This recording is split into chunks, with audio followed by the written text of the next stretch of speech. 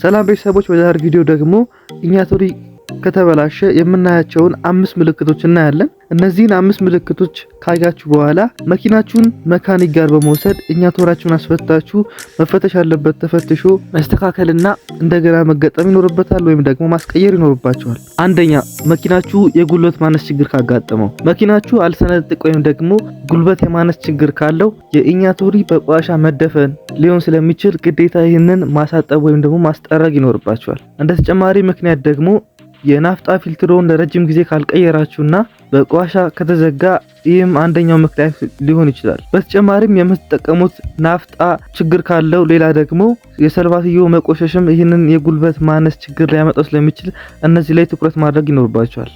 ሁለተኛው ምልክት ጥቁር ጭስ ነው። ጥቁር ጭስ የሚመጣው በሲሊንደር ውስጥ የነዳጅ መቃጠል ምክንያት ነው። ይህ ደግሞ በኢንጀክተር ኖዝል ወይም ኢኛቶሪ ምክንያት ነው። ኢኛቶሪ ነዳጁን መጥኖ የማያሳልፈው ከሆነና በውስጡ በሚገኙ ሺሞችና ስፕሪንጎች መበላሸት ምክንያት ናፍጣውን ያለ መጠን የሚለቀው ከሆነ በሲሊንደር ውስጥ የሚቃጠለው የናፍጣ መጠን ይጨምራል። በዚህ ምክንያት ጥቁር ጭስ እናያለን። ስለዚህ ይህ ምልክት ካያችሁ የኢንጀክተር ኖዝል መበላሸት ስለሚሆን ማስፈተሽ ይኖርባችኋል። ሶስተኛው የሞተር መንቀጥቀጥ ነው ወይም ደግሞ የሞተር ቫይብሬሽን የምንለው ማለት ነው። ይህም ሞተሩን ካስነሳችሁ በኋላ ሚኒሞ እየሰራ ሞተሩ ቫይብሬት የሚያደርግ ከሆነ በተጨማሪም ገቢና ድረስ የሚሰማ ከሆነ ካሉት ኢኛቶሮች መካከል የማይሰሩ ኢኛቶሮች ሊኖሩ ስለሚችሉ እነሱን ማስፈተሽ ይኖርባቸዋል።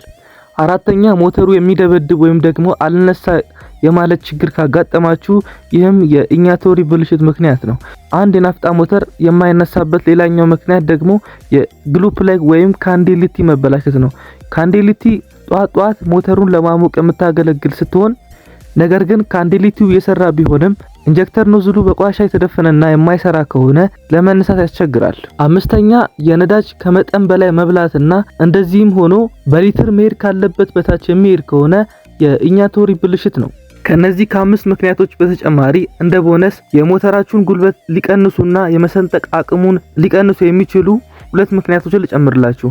አንደኛው የፍሪክሽን ሸራ ማለቅ ነው። የፍሪክሽን ሸራ ማለቅ መኪናችሁ በዳገትም ሆነ በሃይዌይ ላይ እንዳይሰነጥቅ ያደርጋል። በተጨማሪም ደግሞ ደብራተር ወይም ኤር ፊልተር መቆሸሽ ነው። ደብራተር በሚቆሽበት ሰዓት ወደ ሞተሩ ገብቶ የሚቀጣጠለው የአየር መጠን ይቀንሳል። ስለዚህ የሞተሩ ጉልበት ይገደባል ማለት ነው። በመሆኑም ከከተማ ውጭ የሚሰሩ መኪናዎችና በኮንስትራክሽን ዘርፍ ላይ የተሰማሩ መኪናዎች ምንጊዜም ደብራተራቸው ወይም ኤር ፊልተራቸው ቼክ መደረግ ይኖርበታል።